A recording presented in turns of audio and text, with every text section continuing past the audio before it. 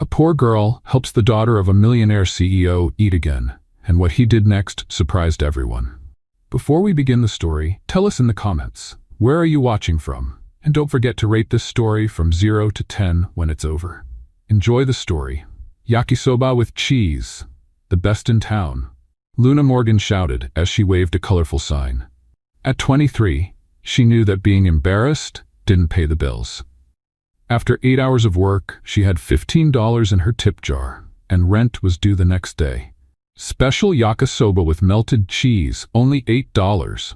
That's when she saw a man walking down the sidewalk. Thomas Blackwood was carrying a little girl in his arms. His suit was expensive, but his face showed total desperation. The child in his arms looked like a doll about to break. "Please, Sophia, you need to eat something," Thomas begged, stopping right in front of Luna's cart. "It's been 10 days, sweetheart. The doctors don't know what else to do." Sophia was only 5 years old, her blonde hair dull, her blue eyes lifeless. She was way too thin. "I don't want to, Daddy," she whispered weakly. "Nothing tastes good."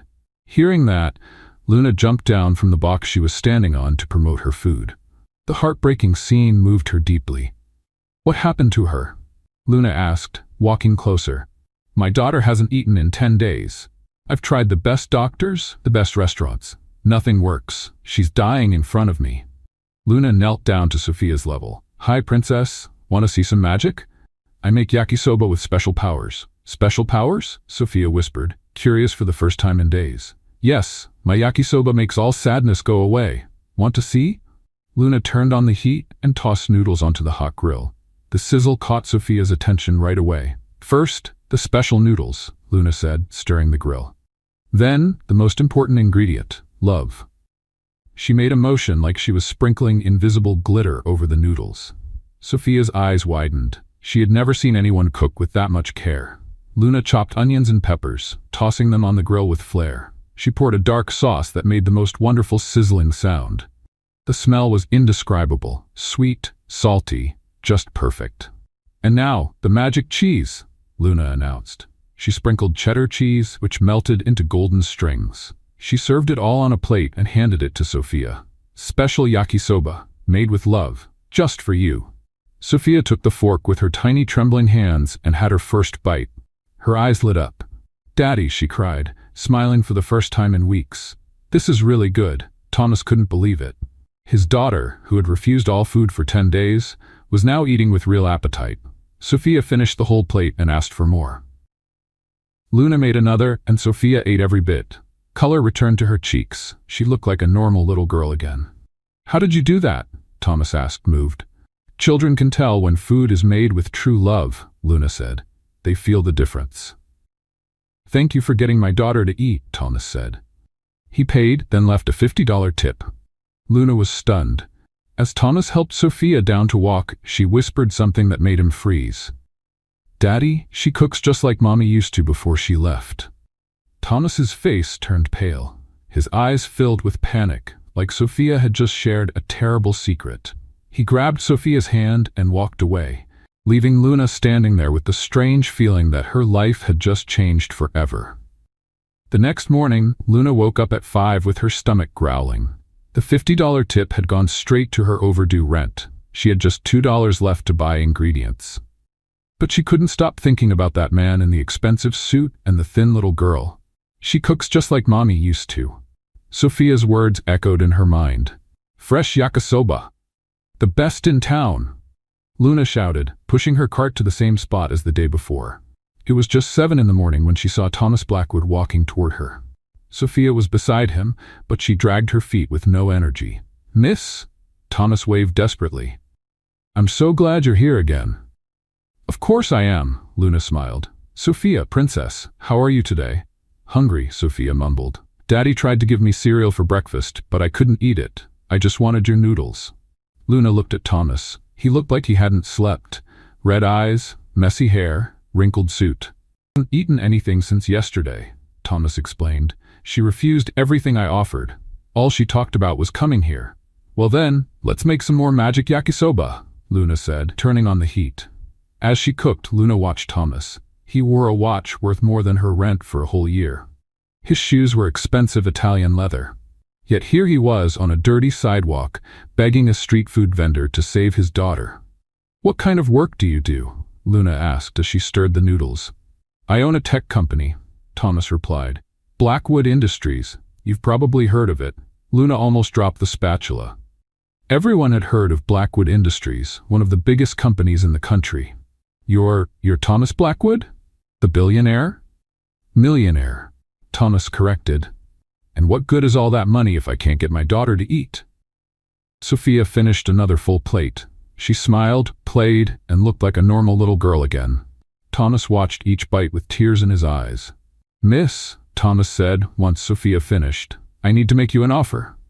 Luna wiped her hands on her apron. "What kind of offer?" "Be my private cook. Come live in my house and cook for Sophia." "What?" Luna laughed nervously. "I sell food on the street, and you make the best food my daughter's ever had." Thomas replied, "I'll pay you $50,000 a month." Luna gasped. $50,000? Per month, room, board, and all expenses covered. You just need to cook for Sophia and care for her when I'm working. Luna thought of her sick mother at home. The expensive medicine she couldn't afford, the rent that was always late, the days without proper meals. "Why me?" Luna asked. "You could hire any famous chef in the world." Thomas looked at Sophia, who was playing with the last bits of yakisoba. "Because," he said softly, "you're the only person who can get my daughter to eat, and that's priceless. Say yes, and all your problems end today."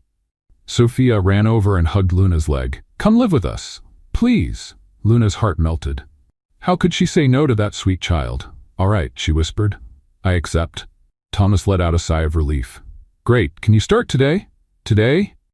"Sophia needs lunch in 2 hours, and I have an important meeting I can't miss." Luna looked at her humble food cart, then at the luxury car, then at Sophia's smiling face. "All right, let's go." The mansion was even more impressive than Luna had imagined. Electric gate, huge garden, Olympic-sized pool. The house had 3 floors and looked like a castle. "Wow," Luna murmured. "Aunt Lou, come see my room." Sophia grabbed Luna's hand and pulled her upstairs. Sophia's room was the size of Luna's entire apartment. A princess bed, expensive toys everywhere, a closet full of dresses. But Luna noticed something odd. No pictures of a woman anywhere in the house. No feminine touch. It felt like only men lived there. "Sophia, where are the pictures of your mommy?" Sophia was quiet for a moment. "Daddy put them all away." "Why?" He said it hurts too much to look at them. That afternoon, Luna made a special lunch for Sophia. The girl ate everything and even asked for dessert. "You really are magic." Sophia laughed. That evening, when Thomas got back from work, he found Sophia happily playing in the living room. "She ate?" he asked anxiously. 3 full meals, Luna answered proudly. Thomas closed his eyes with relief. "I don't know how to thank you." Later, after Sophia was asleep, Thomas gave Luna a tour of the house. "This is the main kitchen, this is the pantry, here are the special dishes." They reached a hallway on the 2nd floor. Thomas stopped in front of a white door. "Never open this door," he said seriously. "Why not?" "It's a baby's room. Too painful for me." Luna frowned. "A baby's room, but Sophia's already 5. It was for her little brother. He was never born." "What happened to Sophia's mom anyway?" Luna asked directly. Thomas froze. His face tensed up, almost angry. "She died giving birth to Sophia." "I don't like to talk about it." But Luna was sure he was lying. Sophia had said Luna cooked just like Mommy used to. How could a 5-year-old remember her mother's cooking if she died during childbirth? That night, Luna lay awake thinking, what terrible secret was Thomas hiding? 3 weeks had passed since Luna started working at the Blackwood mansion. Sophia was a different child. She had gained weight. Her cheeks were rosy, and she smiled all the time. "Aunt Lou, let's play house." Sophia ran around the house every morning looking for Luna. Luna had completely fallen in love with the girl. She woke up early to make special breakfasts, came up with new games, and told bedtime stories. Sophia followed her around the house like a sweet little puppy. "Will you be my heart, Mom?" Sophia asked one afternoon while Luna was brushing her blonde hair. Luna's heart tightened. "I'm your special friend, Princess." "But you take care of me like a mommy would," Sophia insisted. "You cook yummy food, give me baths, tell me stories, just like my mommy did." There was that phrase again. Luna pretended to focus on brushing her hair. "What was your mommy like, Sophia?" "She was beautiful and always smelled nice. She used to sing me to sleep and made pancakes on Sundays. Sophia sighed, but one day she left and never came back. Luna stopped brushing her hair. She left? I thought she had died. Dad said she died, but I remember her leaving with suitcases. Luna felt a chill run through her. Sophia remembered her mother leaving alive. That night, Luna went downstairs to get a glass of water and heard soft sobs coming from Thomas's office. She walked quietly toward the slightly open door. Thomas was sitting at his desk, his head in his hands, crying softly. In front of him was a photo of a beautiful blonde woman holding baby Sophia. "Carla, why did you do this to me?" Thomas whispered. "Why did you leave our daughter?" Luna stepped away in silence, her heart racing. Sophia's mother was named Carla, and she was alive. Thomas had lied about everything. The next day, Sophia drew a picture of her dream family: a man, a woman, and a smiling child.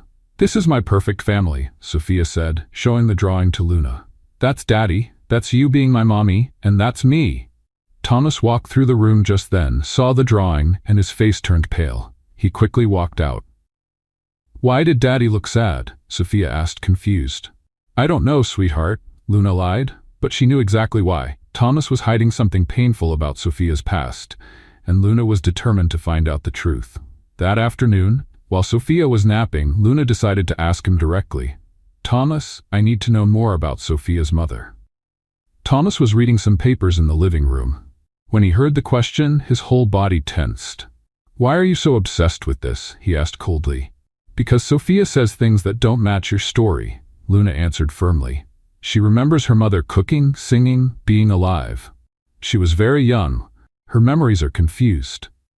"Children over 3 can have clear memories," Luna said, "and Sophia remembers her mother leaving with suitcases, not dying." Thomas stood up suddenly. "Stop it. I won't talk about this anymore." "Why not? If she really died, why is it so hard to talk about?" Thomas stared at her angrily. "Because it hurts too much. I lost my wife and I don't want to relive it." But Luna saw something in his eyes. Guilt, shame, fear. Not the sadness of a grieving husband. That night, Luna couldn't sleep. She got up and walked through the quiet house, thinking about all the things that didn't make sense. She reached the hallway on the second floor and stopped in front of the forbidden door. "Baby's room," she whispered, remembering what Thomas had called it. She looked around to make sure she was alone. Thomas slept downstairs, Sophia on the 3rd floor. No one would see her. Curiosity burning inside her, Luna knelt down and peeked through the keyhole. What she saw took her breath away. It wasn't a baby's room like Thomas had said. It was a grown woman's room with a king-sized bed covered in clothes, elegant dresses, silk blouses, business pants thrown everywhere. It looked like someone had left in a rush. Luna blinked several times, trying to make sense of it. Why would Thomas lie about what was in that room? And whose clothes were those? She backed away from the door, heart pounding, more confused than ever. She looked around the hallway one more time and then went back to her room, her mind full of questions. The next morning, Luna got up early as usual to make breakfast for Sophia, but she couldn't stop thinking about what she saw. The scattered clothes, the strange feeling that something important was being kept from her. "Good morning, Aunt Lou." Sophia skipped into the kitchen, snapping Luna out of her thoughts. "Good morning, Princess. Did you sleep well?" "I did. I dreamed we were a real family, you, me, and Daddy." Luna forced a smile as she served the fresh pancakes. Sophia's innocence clashed with the dark secrets that seemed to fill that house. "Sophia, can I ask you something?" "Sure." Luna hesitated, choosing her words carefully. "Do you remember anything else about your mommy?" Sophia stopped chewing and thought for a moment. "A little. She smelled nice and sang pretty songs." "Anything more?" "She liked pretty clothes. She had lots of colorful dresses." Sophia sighed. "But Daddy doesn't like it when I talk about her." Before Luna could ask more, Thomas came into the kitchen, perfectly dressed for work in a suit. "Good morning, girls." "Good morning, Daddy." Sophia ran to hug him. Luna watched Thomas closely. He looked tired, with dark circles under his eyes and a worried look that never seemed to go away. "Thomas," Luna said casually as she cleaned the sink. "Last night, I walked down the second-floor hallway and—" Thomas cut her off right away, his voice tense. "And what?" "Nothing big. I just wondered why you keep that room locked." Thomas dropped his fork and it clattered against the plate. Sophia looked at her father with curiosity. I've explained, it's a baby's room. Too painful for me? I see, Luna said, but her tone made it clear she didn't really understand. Thomas finished his coffee quickly and left for work, leaving an uncomfortable silence behind. All that morning, while looking after Sophia, Luna couldn't stop thinking about what she had seen. Women's clothes scattered around didn't match the story of a baby's room. Why was Thomas lying? Aunt Lou, want to play hide-and-seek? Sophia asked after lunch. Of course, Princess. They ran around the huge house, laughing and having fun. Sophia hid behind the living room curtains, then under the kitchen table. Then it was her turn to find Luna. Luna went upstairs looking for a good hiding spot. She passed the second-floor hallway and stopped right in front of the white door. I'm coming, Sophia called from downstairs. Luna stared at the forbidden door. Curiosity was stronger than caution. She knelt down again and looked through the keyhole. The clothes were still there, scattered just like the night before. But this time, with daylight coming through the window, she could see more details. They were expensive clothes. She could recognize designer labels even from a distance. High heels were lying on the floor.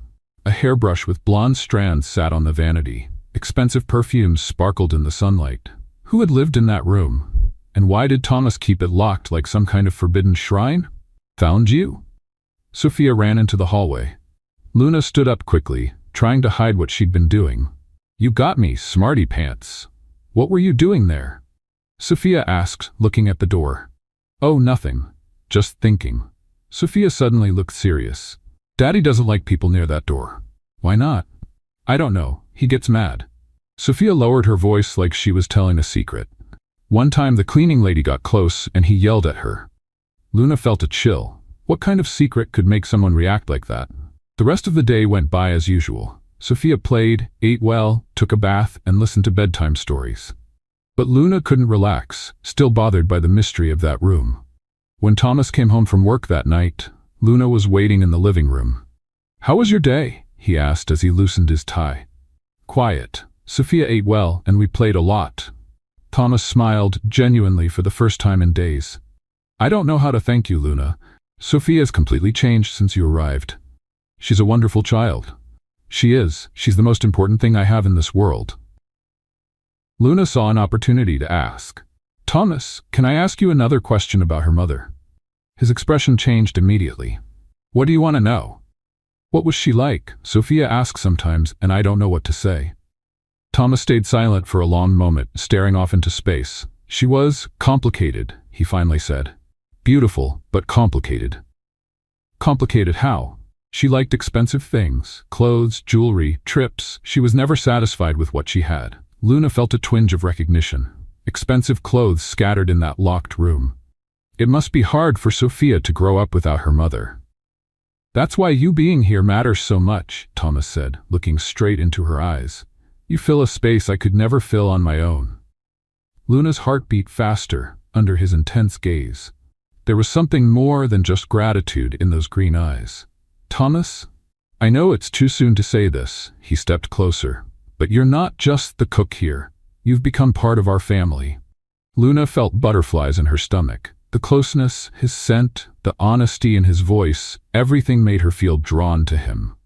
But the lies about the locked room created an invisible wall between them. I need to know the truth about that room, Luna said suddenly. Thomas stepped back like she had slapped him. Why do you keep bringing that up? Because I feel like you're hiding something important, and if we're going to be a family, there can't be secrets between us. Thomas ran his hands through his hair, clearly upset. Some secrets exist to protect the people we love. Protect them from what? From the truth that might hurt them. Luna stepped closer. I'm stronger than you think. Thomas looked her in the eyes for a long moment. He seemed to be fighting an internal battle between telling the truth or keeping the lie. Not today, he finally said. Maybe one day I'll have the courage to tell you, but not today. He went up the stairs, leaving Luna alone in the room, more confused and intrigued than ever. That night, Luna stayed awake, thinking about everything. The clothes scattered around, Thomas's lies, the growing attraction between them, and most of all, the feeling that something important was being kept from her. What was Thomas hiding in that room, And why was he so afraid to tell the truth? Luna fell asleep with those questions running through her mind. In the days that followed, Luna's curiosity about Thomas and Sophia's past only grew stronger.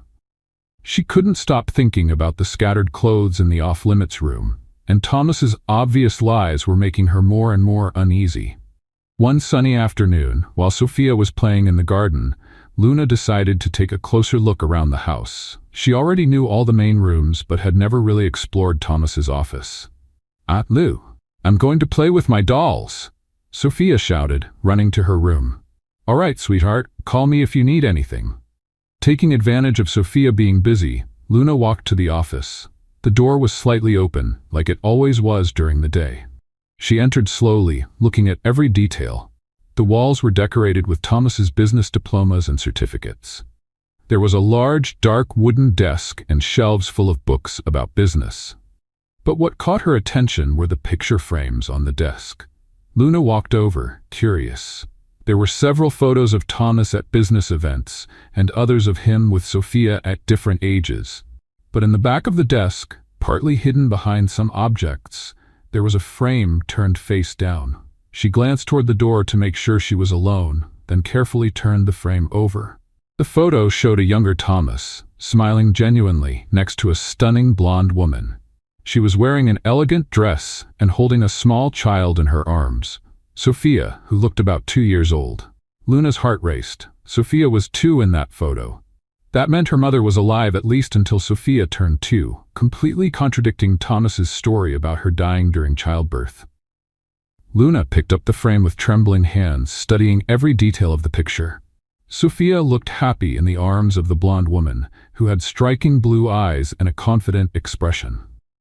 Thomas stood beside them, but his smile seemed forced, as if something was bothering him. She put the frame back where it was and continued looking around carefully.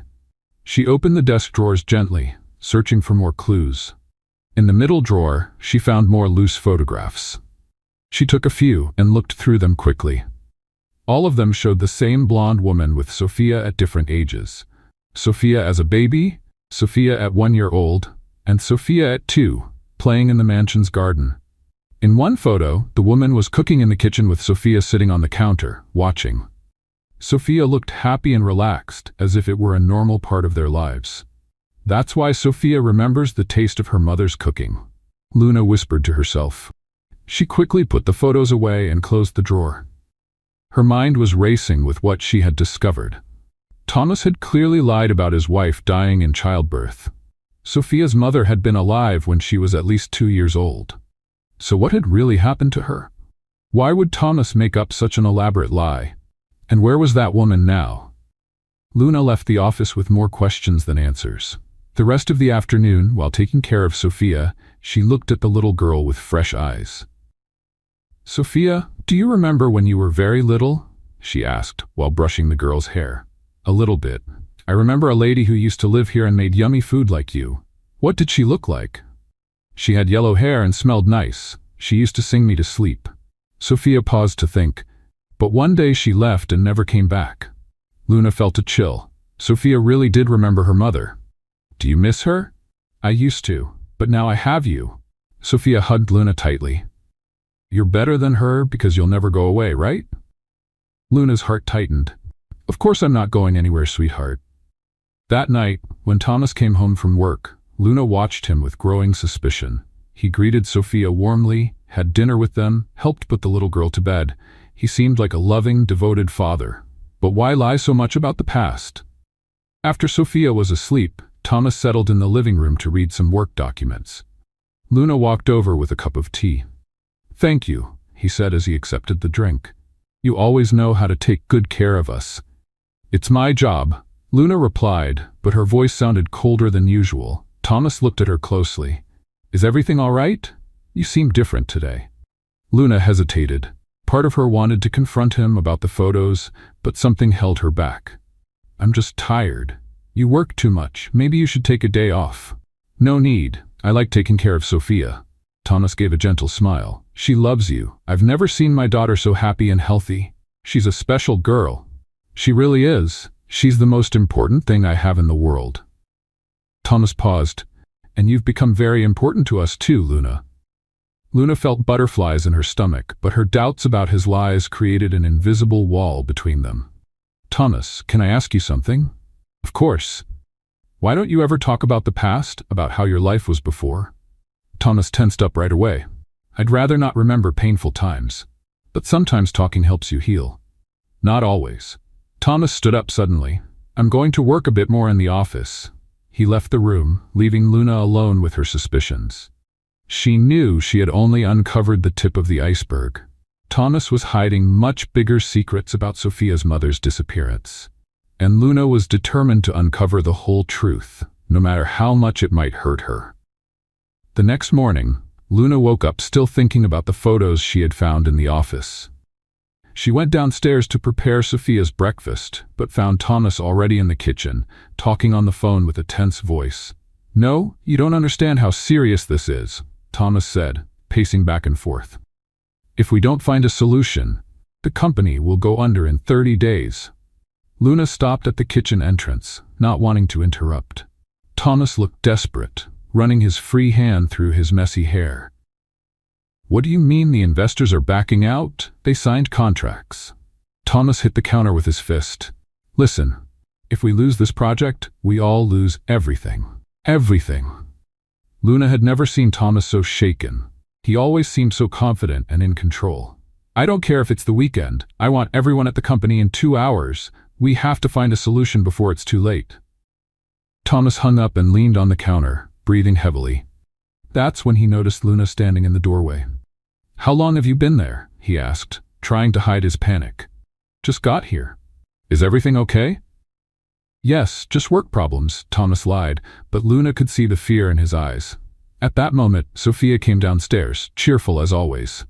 Good morning, Daddy. Good morning, Aunt Lou. Thomas forced a smile for his daughter. Good morning, Princess. During breakfast, Luna watched Thomas carefully. He barely touched his food, kept checking his phone, and sighed deeply with every message he read. Daddy, are you working today?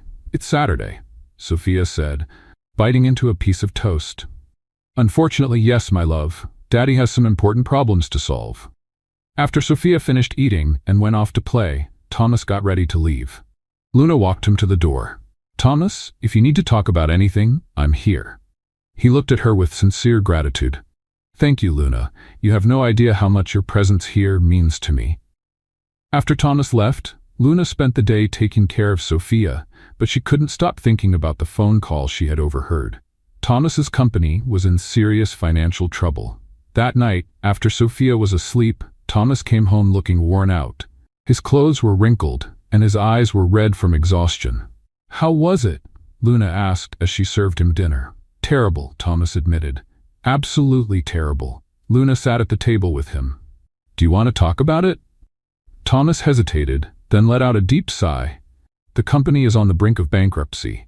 We have 30 days to find a solution or we lose everything. What happened? We invested heavily in a new tech project. We spent millions developing a revolutionary software. Thomas rubbed his tired face.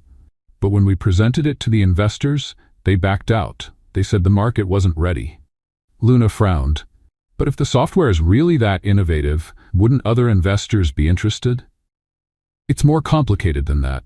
We have huge debts, employees to pay, contracts to honor. Thomas pushed away his plate, barely touched. And now the banks are calling in the loans. Luna thought for a moment. During her accounting studies, she had learned about situations like this. Have you thought about restructuring the debt? Maybe negotiating longer terms with the banks while you look for new investors? Thomas looked at her, surprised. How do you know about that? Luna realized she had said too much. I heard about it somewhere. Luna, how does a cook know about business finances? She hesitated, but then decided to tell the truth. I studied accounting in college. You did? Yes, I got a scholarship and made it all the way to the last semester. Luna looked down. But my mom got sick. She needed expensive medicine and constant care. I had to leave school to work and take care of her. Thomas was silent for a long moment, trying to process what she had said. You almost graduated in accounting? I just had to present my final project and take the last exams. And why didn't you ever tell me this? Because it doesn't matter anymore. I don't have a diploma. I can't work in that field. Luna sighed sadly. All those years of studying were wasted. Thomas stepped closer to her. Luna, your knowledge wasn't wasted. Do you still remember most of it? Most of it, yes. Why? Because maybe you can help me save my company. Luna looked at him in disbelief. Oh. Thomas went to the office and came back with a folder full of documents. He spread the papers out on the kitchen table. Take a look at these numbers. Tell me what you see. Luna studied the documents carefully. Financial statements, cost spreadsheets, revenue projections. Slowly, her mind went back to her college days. Your operating costs are too high for your current returns, she said after a few minutes. But I see revenue potential that's not being explored. What do you mean? You have maintenance contracts with old clients that are paying very low fees. If you renegotiate those contracts with updated rates, revenue would increase by at least 40%. Thomas leaned forward, interested. Go on. There's more. You're spending a fortune outsourcing services that your current staff could handle internally. Luna pointed to specific numbers. If you reorganize those roles, you could save thousands each month. My goodness, Thomas muttered. Why didn't my accountants think of that? Sometimes when you're too close to the problem, it's hard to see the obvious solutions. Thomas spent 2 hours going over Luna's suggestions. With each idea, he was more and more impressed by her intelligence and business insight. Luna, these ideas are brilliant. If we put all this in place, the company could not only survive, but actually make a solid profit in just a few months, Luna finished. Thomas looked at her with deep admiration. You just saved my company. Not yet. These are just suggestions. They're much more than that. Thomas took her hands. They're the solution I've been desperately looking for. The following Sunday, Thomas called his executive team and presented all of Luna's ideas. At first, there was resistance. After all, the suggestions came from a cook. But once Thomas explained the logic behind each proposal, everyone was convinced. By Monday, they began putting the changes into action. They renegotiated old contracts, reorganized departments, and cut unnecessary expenses. Within a week, the results were already visible. Luna, you won't believe it, Thomas said as he walked into the house that Friday with a big smile she hadn't seen in weeks. What happened? We closed 3 new contracts today. They're going to bring in $2 million in profit over the next 6 months. Sophia came running in. Why is Daddy so happy? Because Aunt Lou saved Daddy's company, Thomas said as he picked Sophia up and spun her around. Aunt Lou is the smartest person in the world, Sophia shouted, laughing. Thomas looked at Luna with an expression full of gratitude, admiration, and something even deeper. She really is, he said softly, the most special person I've ever met. Luna felt her heart race. Despite all the lies about the past, she couldn't deny she was falling for Thomas, and for the first time, she saw in his eyes that he felt the same. 3 days after the success with the new contracts, Thomas got home earlier than usual. He found Luna in the kitchen making dinner while Sophia worked on her homework at the table. Luna, I need to talk to you, Thomas said with a serious but hopeful look. Of course. Did something happen at the company? Actually, yes. Something really good. Thomas stepped closer. The results from your suggestions went beyond all expectations. Not only did we save the company, but we're having the best quarter in the last 5 years. Luna smiled proudly. I'm glad it worked out. That's why I want to make you an offer. What kind of offer? Thomas took a deep breath. I want you to work at my company as our official accountant. Luna almost dropped the pan she was stirring. What do you mean? You have an incredible talent for finance. It would be a waste to keep that knowledge hidden here at home. Thomas, I can't work as an accountant. I don't have a degree. That doesn't matter. Your practical knowledge is worth more than any certificate. Thomas stepped even closer. Of course, officially you can't sign off on documents like a certified accountant, but you could work as my personal financial assistant. No one has to know you didn't finish college. Luna was tempted, but she quickly thought about her biggest responsibility. And what about Sophia? Who's going to cook for her? We can hire a cook, and you can train her to make food just the way Sophia likes it. You think that will work? I'm sure of it. Sophia just needs time to get used to someone new. Luna hesitated. The chance to go back to her field of study was tempting, but taking care of Sophia had become her top priority. "How much would you pay?" $100,000 a year plus benefits, Luna gasped. 100,000? You saved a $20 million company. That salary is the least you deserve. It was an amount that would completely change Luna's life. She could pay for all of her mother's treatments, clear all her debts, and finally have financial security. "All right," she said at last, "I'll do it." Thomas lit up with a smile. "Really? Really, but only if we find a cook Sophia truly likes. Leave that to me." The next day, Thomas brought in 3 candidates for the cook position. The first was an experienced woman named Martha who had worked in top restaurants. The second was Patricia, a young culinary school graduate. The third was Rose, a middle-aged woman with a focus on cooking for children.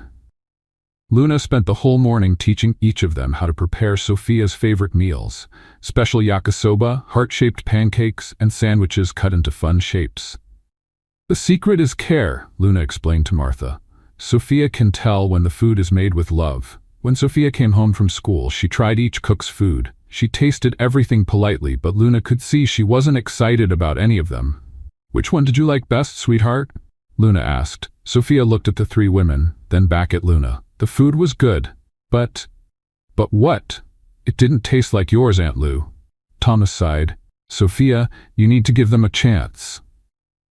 "I tried, Daddy, but I couldn't finish my food." Luna chose Martha, who seemed the most patient and kind of the 3. She spent the next few days teaching her all the secrets to cooking for Sophia.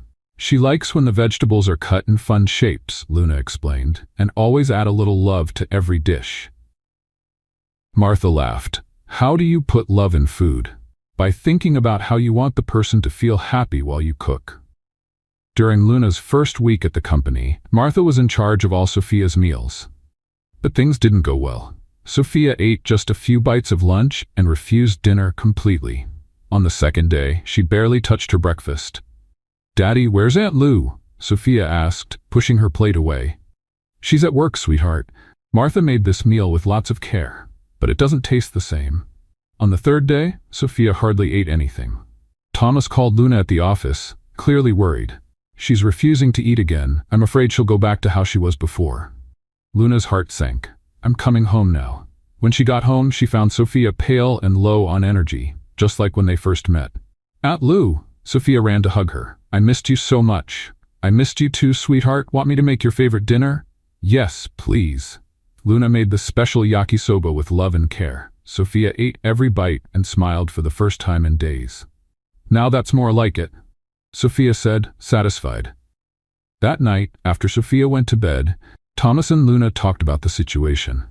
"I can't let Sophia go hungry," Luna said, worried. "But I also can't lose your talent at the company." Luna thought for a moment. "What if I do both? How?" "I'll get up at 5 in the morning, prepare all of Sophia's meals for the day, and leave everything ready.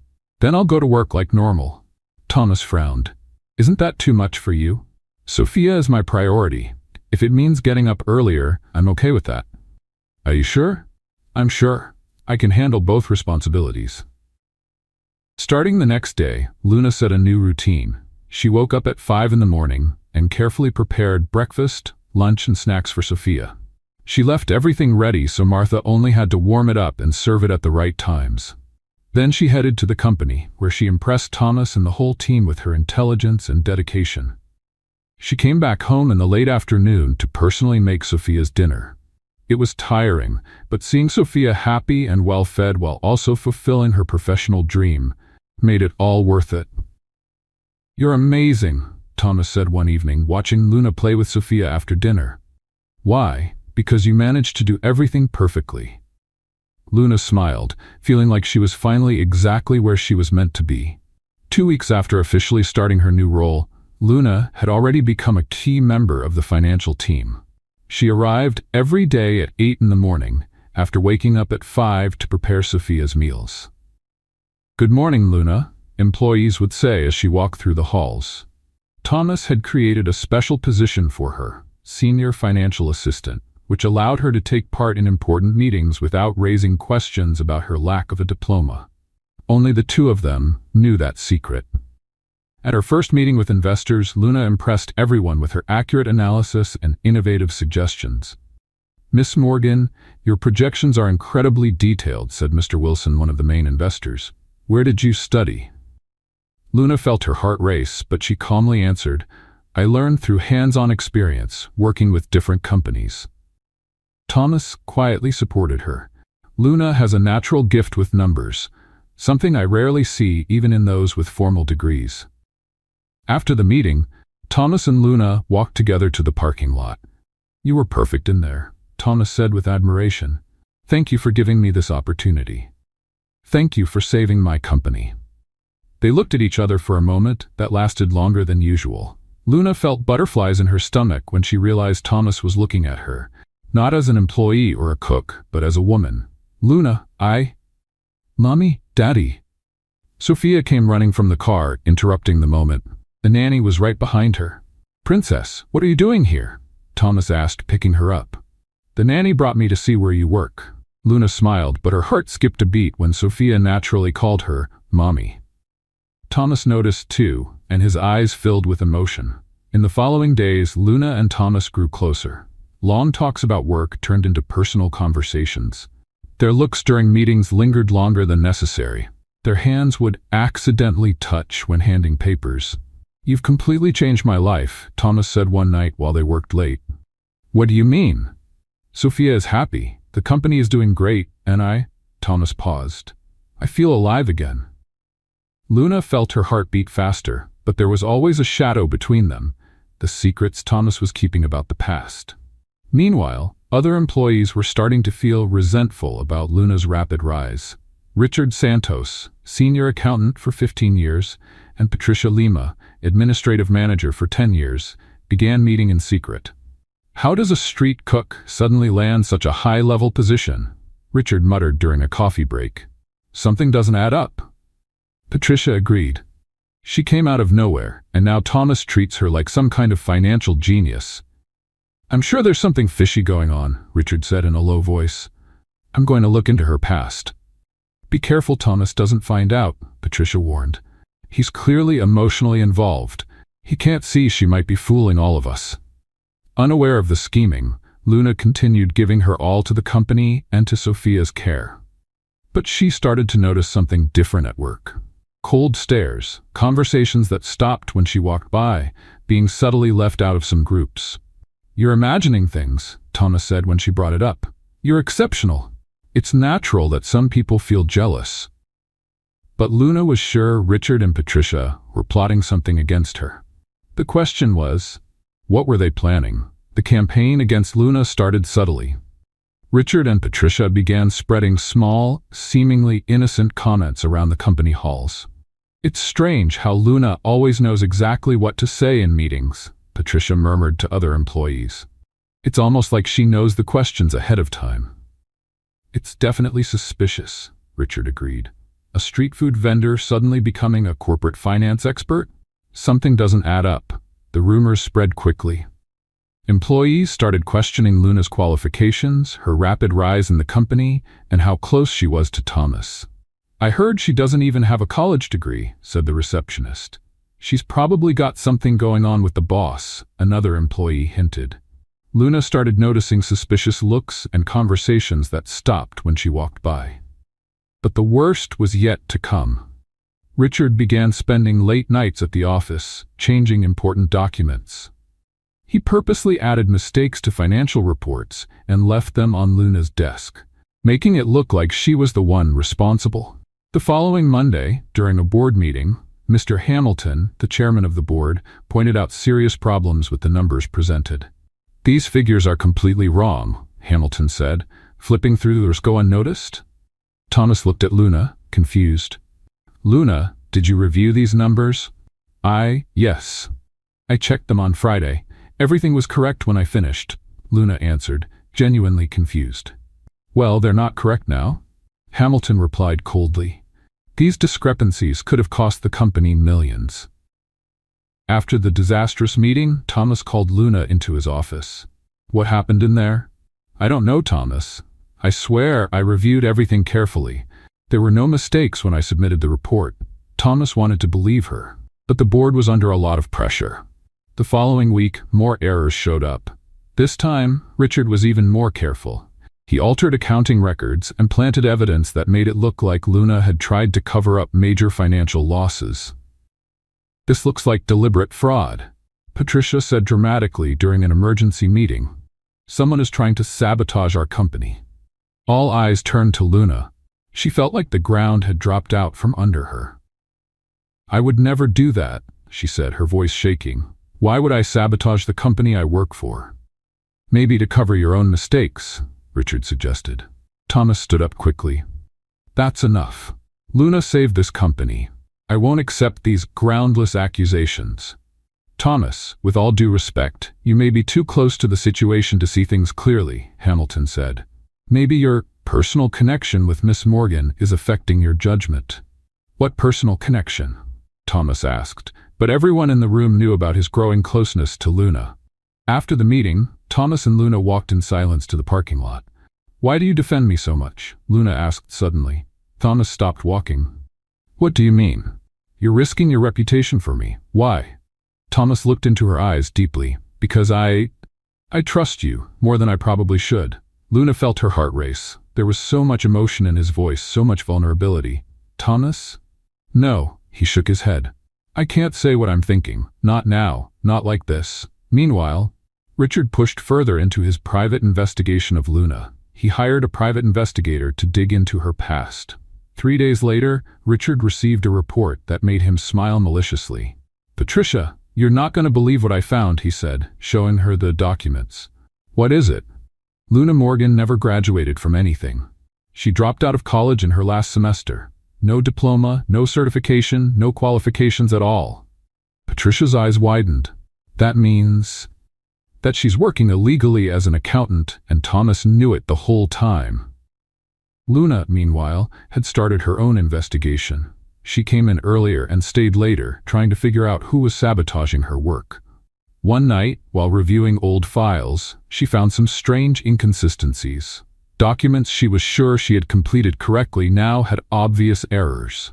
Numbers she had double-checked were changed. "Someone's messing with my files," she murmured to herself. She began making copies of everything she worked on, keeping the original versions at home as evidence. She also noticed that Richard always showed up very early, or stayed very late at the office, always with some excuse about extra work. And Patricia kept asking odd questions about how Luna did her job. "They're working together against me," Luna realized. "But I need proof."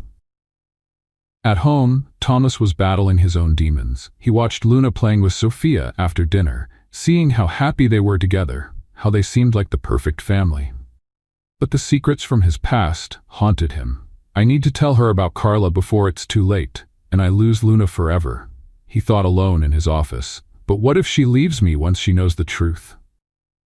Thomas found himself staring at a hidden photo of Carla.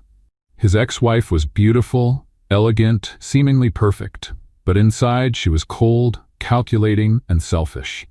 "Carla left me when Sophia was little. She abandoned our daughter to run off with another man," he thought bitterly. "How can I tell Luna that? How do I admit I was left, rejected, betrayed?" The fear of losing Luna paralyzed him. She was everything he had ever dreamed of, caring, smart, a perfect mother for Sophia, but all based on a huge lie. "If she finds out I lied about everything, she'll hate me," Thomas tortured himself. "But if I don't tell her soon, someone else might." The next day, tension at the company reached its peak. Richard had prepared his final move to publicly expose that Luna wasn't qualified for the job she held. Luna arrived at work feeling that something terrible was about to happen. Thomas looked visibly nervous, avoiding direct eye contact. "We have an important meeting at 10, he said formally. "What kind of meeting?" "The board wants to clarify some questions about documentation." Luna felt a chill. Her own private investigation had uncovered signs of sabotage, but she still didn't have solid proof about who was responsible. "Thomas, I need to tell you something important I found out," she said. "After the meeting," he replied, but Luna saw panic in his eyes. At exactly 10, everyone gathered in the conference room. The atmosphere was heavy with tension. Richard smiled confidently. Patricia barely hid her excitement. Hamilton opened the meeting. We are here to discuss serious irregularities affecting this company's credibility. Luna felt her professional world beginning to crumble. But she didn't know Thomas was about to lose much more than just an employee. He was about to lose the woman he loved. The conference room was full. Besides the board, there were 3 important investors Thomas had invited to discuss new projects. Luna's stomach churned as she realized the meeting's importance. Hamilton began formally.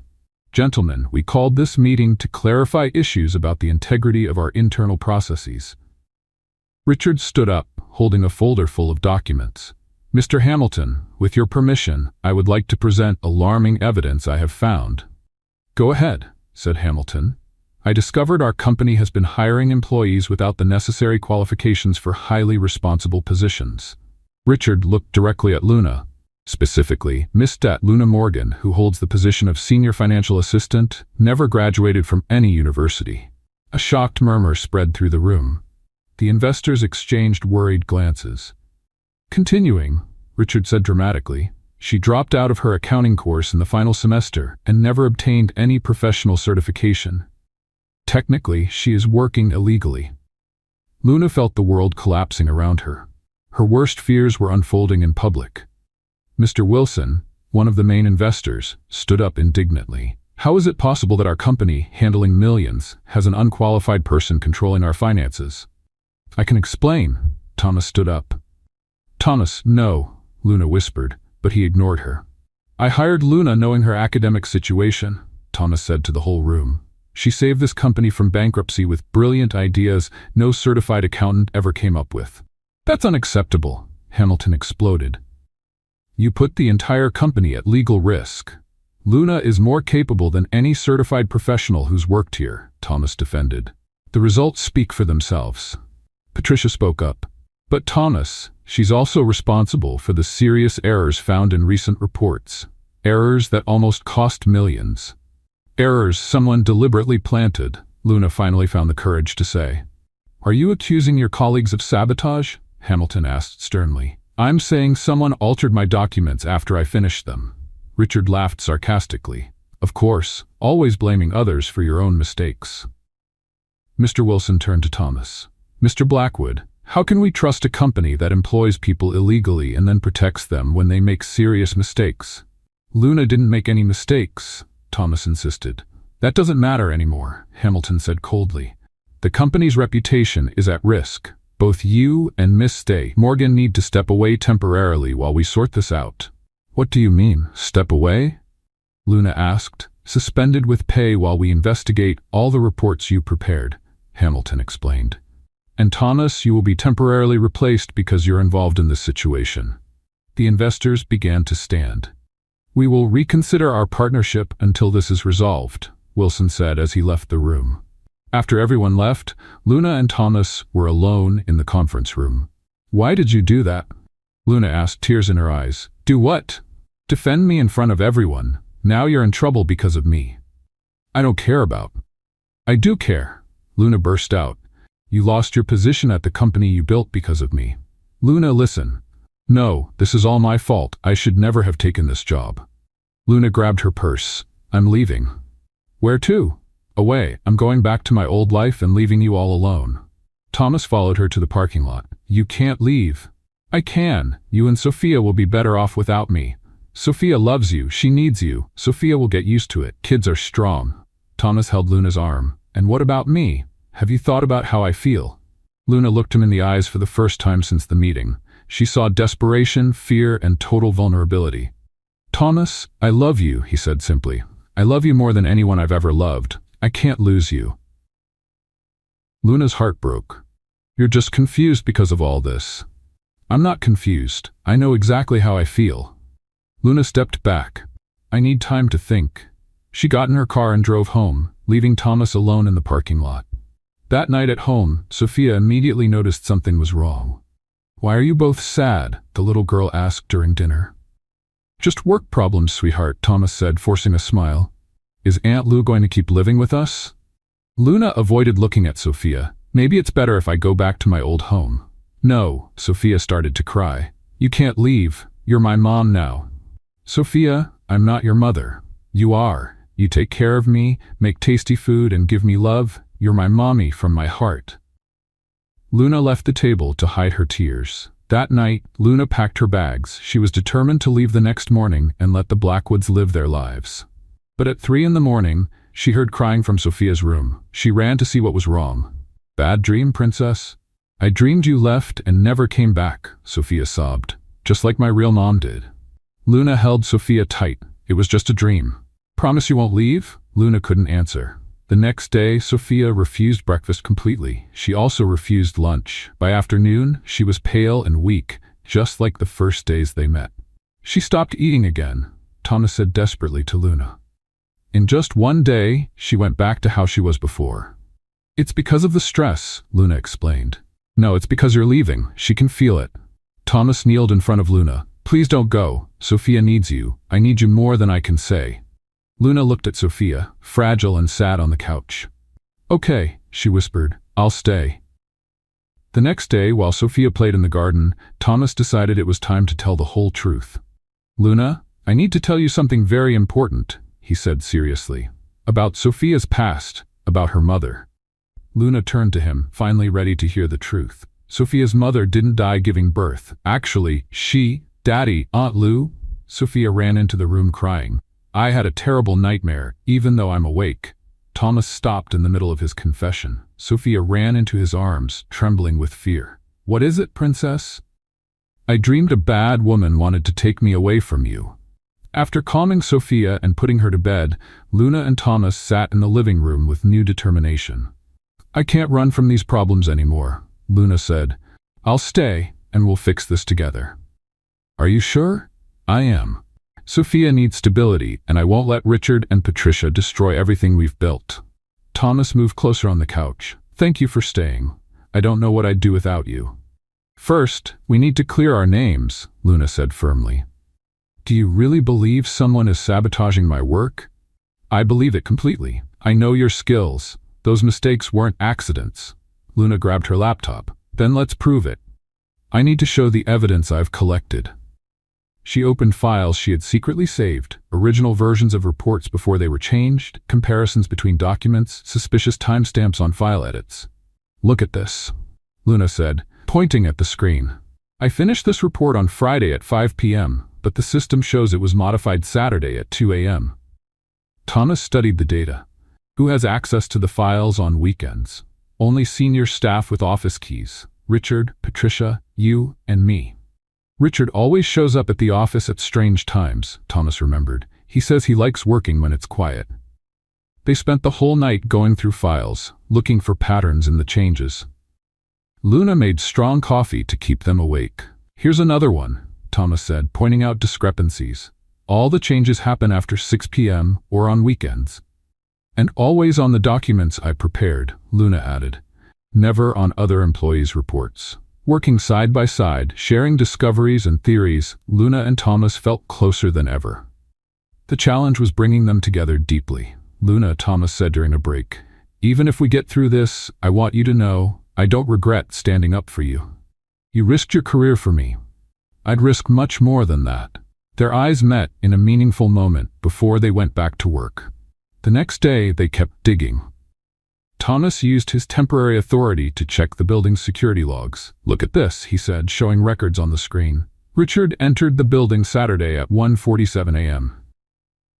Exactly 45 minutes before the system changes," Luna calculated. "And Patricia was here Sunday morning when no one else works." They were building a strong case but needed more proof. "I need to get into Richard's computer," Luna said. "That's risky. If he finds out, it's our only chance to prove everything." That afternoon, while Richard was in an outside meeting, Luna and Thomas quietly went into his office. Luna plugged a flash drive into his computer. "I'm copying all the modified files," Luna whispered. "If we get the original versions he saved."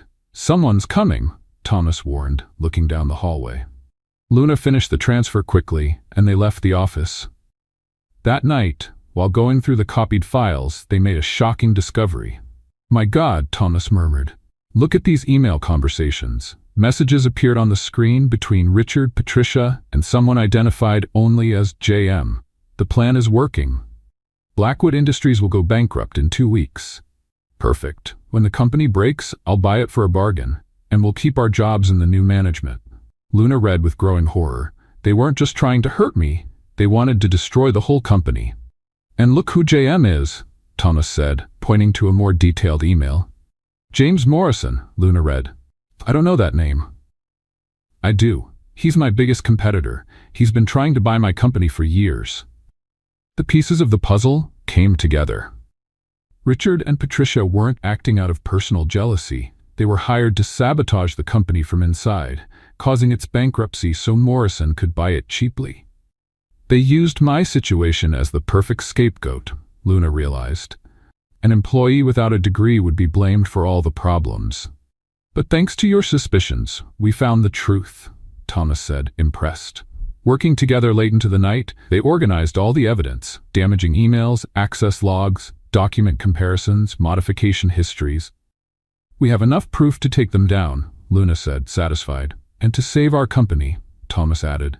During those intense nights of investigation, Luna and Thomas shared more than work. They shared fears, hopes, and dreams. They talked about their childhoods, ambitions, and regrets. I've never worked so well with anyone, Thomas admitted. It's like we think alike. We make a good team, Luna agreed. In everything, Thomas said with feeling. Work, family, life. Luna felt her heart race. Despite all the problems, she knew she was falling completely for Thomas. Thomas, I know, he gently interrupted. I feel the same way. They were about to kiss when they heard Sophia calling for water. The moment broke, but both knew something important had changed between them. The next day, with all the evidence organized, they were ready to confront Richard and Patricia. But first, they needed to present everything to the board of directors. I'm nervous, Luna admitted. No need to be. We have the truth on our side. But what if they don't believe us? Thomas held her hand. They will believe. And even if they don't, we'll face it together. Luna smiled, feeling for the first time in weeks that things might actually work out. They had the proof, each other, and the determination to fight for the truth. On Monday morning, Luna and Thomas entered the conference room with a folder full of evidence. The board was already there, including Hamilton and the investors who had threatened to pull out. Gentlemen, Thomas began with renewed confidence, we called this meeting to present the truth about the company's recent problems. Hamilton frowned. Thomas, you're still suspended. What we have to show will change everything. Luna interrupted, connecting her laptop to the projector. The first evidence appeared on the screen, emails between Richard, Patricia, and James Morrison. As you can see, Luna explained, there was a systematic plan to sabotage our company. Mr. Wilson leaned forward, reading carefully. James Morrison, isn't he your biggest competitor, Thomas? Exactly. He hired our own employees to destroy us from the inside. Luna went through all the evidence carefully. Access logs, file changes, sabotage history, the full plan to cause bankruptcy. My God, Hamilton whispered. Richard and Patricia were trying to break the company. And using Luna as a scapegoat, Thomas added. All the mistakes were planted on purpose. When they finished the presentation, the room was completely silent. Hamilton stood up. We need to confront Richard and Patricia right away. 20 minutes later, Richard and Patricia were called into the room. Seeing the evidence projected on the wall, both turned pale. Can you explain these emails? Hamilton asked coldly. Richard tried to deny it. This must be fake. The records are real, Wilson said. We have tech experts who confirmed it. Patricia started to cry. We needed the money. Morrison offered so much. You tried to destroy an entire company, Hamilton exploded. You betrayed co-workers, hurt investors, nearly caused hundreds of layoffs. You're fired for cause, Thomas declared, and you will face criminal charges. Richard and Patricia were escorted out by security. Hamilton turned to Luna and Thomas. We offer our formal apologies, especially to Miss Morgan, who was wrongly accused. Thank you, Luna said with dignity. Mr. Wilson stepped forward. Miss Morgan, your skills are exceptional. We want to fund your return to university so you can finish your degree. Luna's eyes widened. Really? Absolutely. You deserve official qualifications that match your talent. And we want you to stay with the company, Hamilton added. Thomas, you're reinstated as CEO immediately. After the meeting, Luna and Thomas walked to the parking lot in silence, taking in everything that had happened. "We did it," Luna said at last. "We did," Thomas corrected, stopping and turning to her. Without warning, he kissed her deeply right there in the parking lot. Luna kissed him back, feeling butterflies in her stomach. "I love you," Thomas whispered against her lips. "I love you too," Luna finally admitted what she had felt for weeks. That night, after Sophia was asleep, Luna and Thomas sat in the garden under the stars. "I can't believe everything is resolved," Luna said, resting her head on his shoulder. "You were amazing today. I've never seen anyone so brave." Thomas kissed her again, this time more passionately. Luna's heart raced as he held her tighter. "Luna," Thomas whispered, "I want you to know you are the most extraordinary woman I've ever met." "Thomas?" "No, let me finish. You changed my life completely. Saved my company, cared for my daughter like she was your own, and made me believe in love again." They spent the night talking, kissing, and planning the future. For the first time, Thomas openly shared his feelings, fears, and dreams for the three of them as a family. In the weeks that followed, their romance blossomed. Thomas brought Luna flowers at work, they had romantic dinners after Sophia was asleep, and spent entire weekends together as the perfect family. "Aunt Lou," Sophia said one morning over breakfast, "can I call you my heart mom?" Luna felt tears in her eyes. "Of course you can, princess." "Mom of the heart," Sophia repeated with a smile. "Because you take care of my heart, just like a real mom." Thomas watched their interaction with deep emotion. Seeing Luna and Sophia together made him dream of marriage, more children, a complete and lasting family.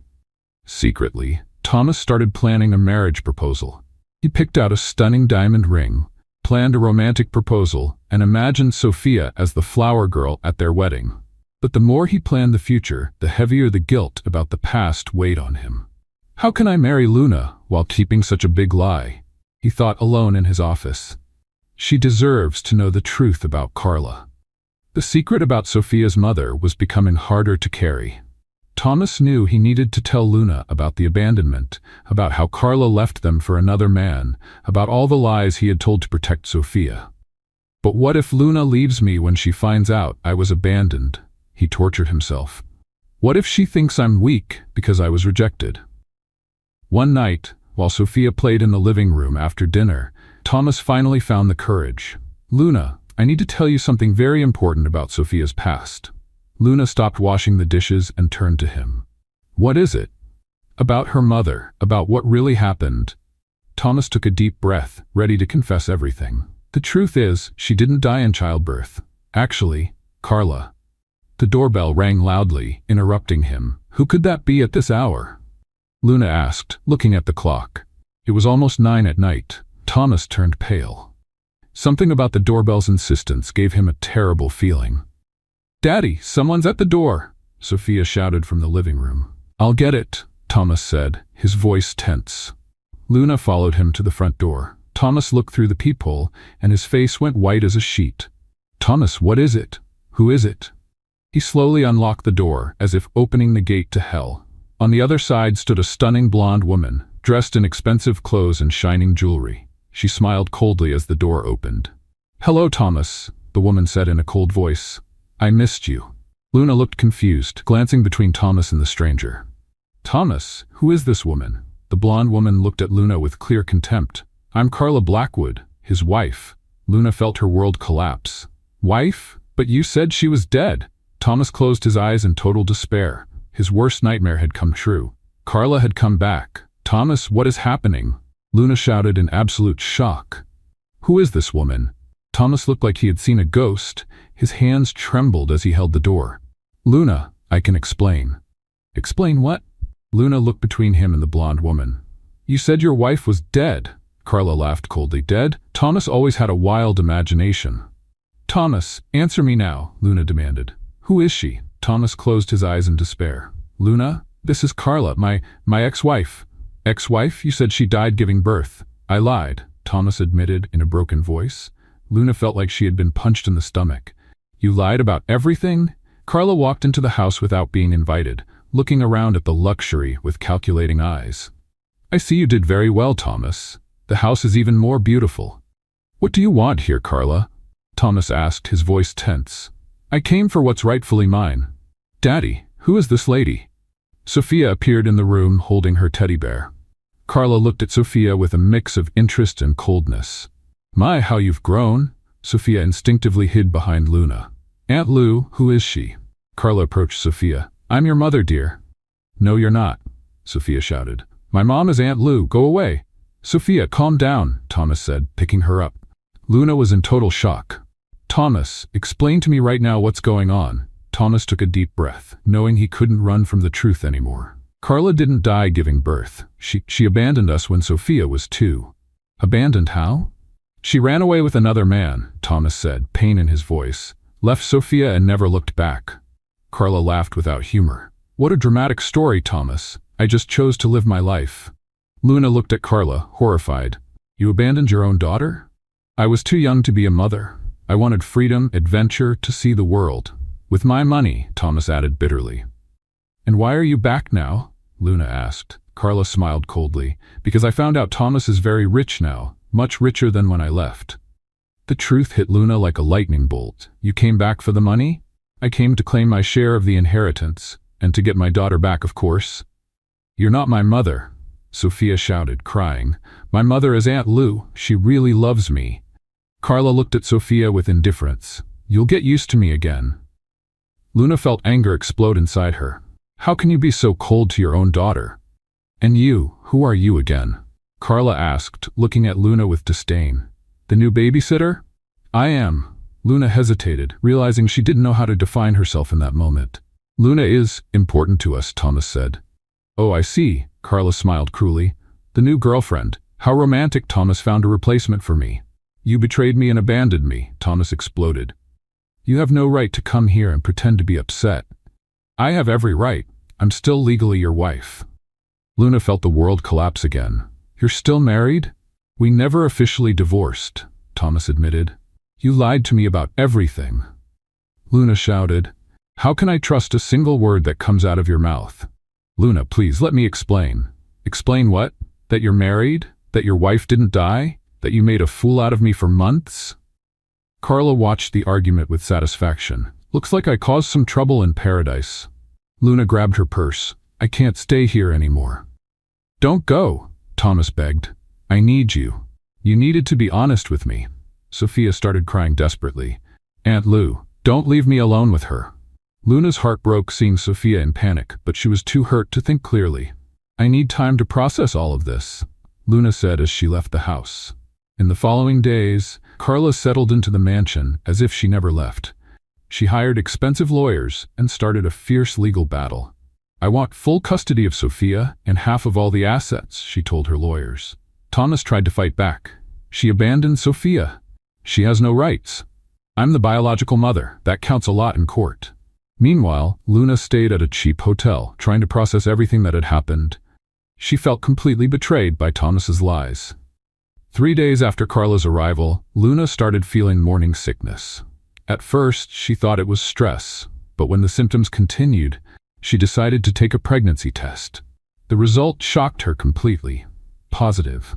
Luna was pregnant with Thomas's child. Sitting in the small hotel bathroom, looking at the test in her hands, Luna began to cry. How could she raise a child alone? How would she explain that the father was a married man who lied about everything? But at the same time, part of her filled with joy. She had always dreamed of being a mother, and now she was carrying the child of the man she loved despite all the complications. What am I going to do now, she thought, placing her hands on her still flat belly. Meanwhile, at the Blackwood mansion, Sophia completely refused any contact with Carla. The girl cried constantly, asking for Aunt Lou, and wouldn't eat anything Carla offered. Where is Aunt Lou? Sophia asked every day. Forget that woman, Carla said coldly. I am your mother now. You're not my mother. My mother loves me. Thomas watched his daughter suffering with a broken heart. He had lost Luna because of his lies, and now he saw Sophia being tormented by the woman who abandoned her years ago. The following week, Carla's lawyers filed an official petition requesting custody of Sophia and division of assets. The legal battle had officially begun, and Luna, pregnant and alone, had to decide whether to tell Thomas about the baby or raise her child away from all the chaos. A week after discovering the pregnancy, Luna went for more detailed tests. Sitting nervously alone in the clinic's waiting room, she tried to imagine raising a baby without the father around. "Luna Morgan?" the nurse called. After a detailed ultrasound, the doctor called her into his office with an expression mixing surprise and joy. "Miss Morgan, I have news that may be shocking." Dr. Martinez said, "Is the baby okay?" Luna asked, worried. "The babies are perfect." "Babies?" Luna's eyes widened. "What do you mean, babies? You're pregnant with triplets, 3 healthy babies." Luna felt the world spin. 1 baby would be hard enough, but 3? How could she raise 3 children alone? "Triplets," she repeated in shock. "Are you sure?" "Absolutely. Congratulations. It's rare, but all seem to be developing perfectly." Luna left the clinic completely stunned. Triplets. How would she tell Thomas? Should she even tell him? Meanwhile, the court battle intensified. Carla had hired the best lawyers in town. "My client is the biological mother," Carla's lawyer argued in court. "She has legal rights to custody of her daughter. She abandoned the child for 3 years. Thomas's lawyer replied, "That counts as child abandonment." The judge listened carefully to both sides. "The court will consider all factors, including the child's well-being." Carla looked confident, wearing expensive clothes and shiny jewelry to impress the court. "Your Honor, I made mistakes in the past, but now I'm ready to be the mother Sophia deserves." But Thomas had hired a private detective to look into Carla's past. What he found was shocking. "Mr. Blackwood," the detective said, handing over a long report, "Carla has a very dark history." "What do you mean?" "She had 2 previous relationships where she abandoned children, a 4-year-old in California and a 6-year-old in Texas. Both left only with their fathers." Thomas was horrified. "She did that before?" "There's more. She committed financial scams on at least 3 wealthy men, always using charm and promises of love. There are arrest warrants in 2 states. My God. She didn't come back for Sophia out of love. She came because she found out your company is now worth $50 million. At the next hearing, Thomas's lawyer presented all the evidence: criminal records, abandonment history, proven financial fraud. "Your Honor," the lawyer said, "the petitioner shows a clear pattern of abandoning her children." The judge reviewed the documents with a stern look. "Miss Blackwood, can you explain these records?" Carla tried to lie, but the evidence was undeniable. Her dark past was exposed for everyone to see.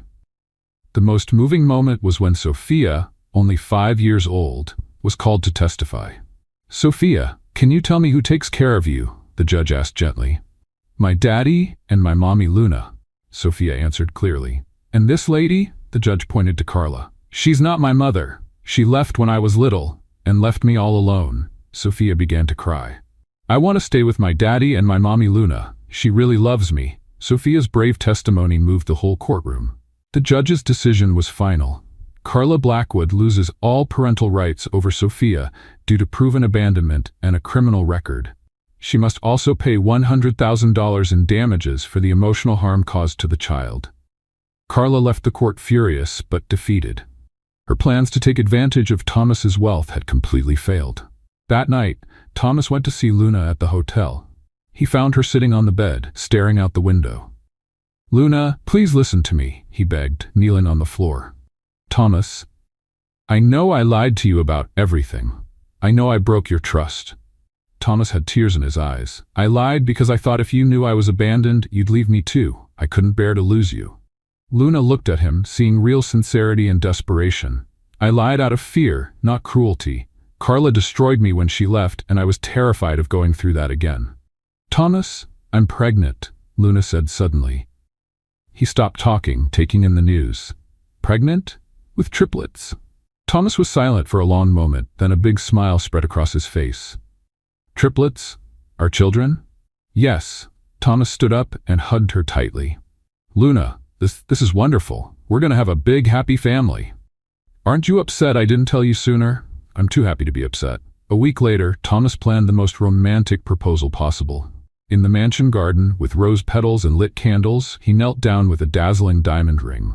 "Luna Morgan, you changed my life and brought happiness to my family. Will you marry me?" "Yes," Luna cried with joy. Sophia ran in.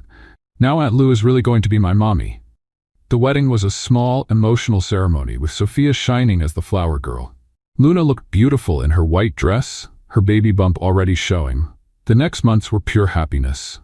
Luna went back to college to finish her degree, supported by company investors. Thomas cared for her during the difficult pregnancy with triplets. The babies were born healthy, 2 boys and a girl. Sophia became the most loving big sister, helping Luna care for the little ones. "Now we're a big family," Sophia said happily. Luna graduated with honors in accounting, returned to her job, and became one of the most respected executives in town. One night, Luna was in the kitchen making dinner for her big family. Thomas came home from work and hugged her from behind, kissing her neck. Sophia played with the 3 babies in the living room, all laughing and having fun. "Thank you," Luna whispered to Thomas. "For what?" "For teaching me that true love can overcome any obstacle." They kissed as the delicious smell of dinner filled the house. Through the window, the golden sunset lit up the happiest family in the world. What did you think of Luna and Thomas's story? Share your thoughts in the comments. Rate this story from 0 to 10. What score would you give? Subscribe to the channel and turn on the notification bell to follow all our stories. And don't forget to watch more moving stories by clicking here on the end screen.